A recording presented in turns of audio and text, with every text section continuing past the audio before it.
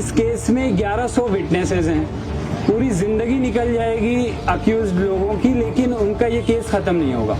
Illegally detain किया जाता है यहाँ पे लोगों को, अनजस्टली अरेस्ट किया जाता है लोगों को बिना किसी ग्राउंड के, बिना ड्यू प्रोसेस के। जो आरएसएस का जो ideological war is primarily against India's Muslims. तो हमारी सियासी हुकूमत चेहरा देखकर, मजहब देखकर के केस बनाती है। हिंदुस्तान के जो मुसलमानों की जो हालात है, उस हालात से ये जाहिर होता है कि शर्जील इमाम जब बहादुरगंज से इलेक्शन लड़के असेंबली तक जाएंगे तो वो ना सिर्फ बहादुरगंज के बल्कि पूरे हिंदुस्तान के मुसलमानों की आवाज़ बनेंगे। तो वहाँ की आवाम के लिए ये एक बहुत अनमोल तोहफा है, कह लीजिए एक, कि उनके पास एक ऐसा रहनुमा पहुँच रहा है जिसने पिछली एक अपनी जिंदगी लोगों की क़यादत में गुजार दी है। आप ये समझिए कि इस मुल्क में मुसलमान होना और मुसलमान होकर अपनी आइडेंटिटी को अनअपोलोजेटिकली असर्ट करना और फिर एक शाहीन बाग जितना बड़ा मूवमेंट खड़ा कर देना, वो खुद में कितनी बड़ी बात है। इलीगली डिटेन किया जाता है यहाँ पे लोगों को, अनजस्टली अरेस्ट किया जाता है लोगों को बिना किसी ग्राउंड के, बिना ड्यू प्रोसेस के।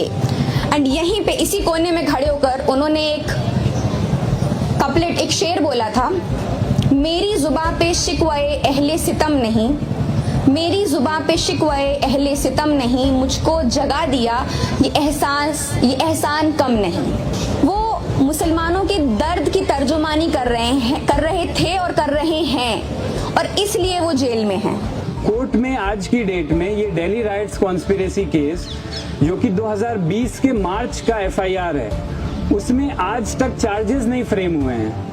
आज 5 साल से ज्यादा हो चुका है, ट्रायल शुरू होना तो अभी एटलीस्ट 2 साल दूर है। इस केस में 1100 विटनेसेस हैं।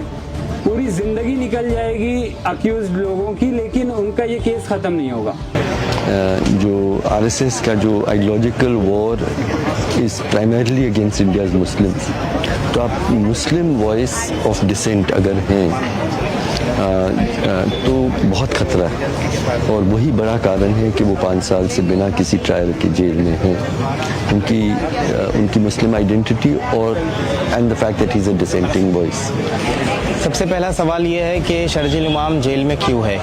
क्या उन्होंने कोई गुनाह किया है, कोई कत्ल किया है? आप जानते हैं कि उन्होंने ऐसा कोई गुनाह नहीं किया है, और सेडिशन का एक झूठा मुकदमा उन पर बना करके पिछले 5 सालों से उनको जेल में रखा गया है। तो हमारी सियासी हुकूमत चेहरा देखकर, मजहब देख कर के केस बनाती है और मजहब देख कर के अपील फाइल करती है। हमारा कहना यह है कि ये गलत रवैया है। शर्जील इमाम को मुसलमान होने की सज़ा दी जा रही है। जो तहरीक उन्होंने बर्पा की थी CA-NRC की, उसके लिए उनको सज़ा दी जा रही है। उसमें तो रही बात सबसे पहले ये कि वो सिर्फ बहादुरगंज से ही ना खड़े होकर हिंदुस्तान की किसी भी विधानसभा से अगर चुनाव लड़ते तो हर एक ऐसे आदमी को जो ये सोचता है कि समाज में जुल्म ना हो, किसी के साथ नाइंसाफ़ी ना हो, तो उसके साथ बहुत खुलकर सपोर्ट में आना चाहिए। और रही बात कि जब शर्जील भाई ने फैसला किया है कि वो बहादुरगंज की जो विधानसभा है उससे चुनाव लड़ने जा रहे हैं, तो वहाँ की आवाम के लिए ये एक बहुत अनमोल तोहफा है, कह लीजिए एक, कि उनके पास एक ऐसा रहनुमा पहुंच रहा है जिसने पिछली एक अपनी जिंदगी लोगों की क़यादत में गुजार दी है। इल्ला ये कि उसको दूसरे नजरिए से लोगों को दिखाया गया। ये बात सही है कि शर्जील इमाम सिर्फ बहादुरगंज से इलेक्शन लड़ रहे हैं, लेकिन हिंदुस्तान के जो मुसलमानों की जो हालात है, उस हालात से ये जाहिर होता है कि शर्जील इमाम जब बहादुरगंज से इलेक्शन लड़के असेंबली तक जाएंगे तो वो ना सिर्फ बहादुरगंज के बल्कि पूरे हिंदुस्तान के मुसलमानों की आवाज़ बनेंगे, और पूरे हिंदुस्तान के मुसलमान एक उम्मीद की नज़र से बहादुरगंज को देख रही है।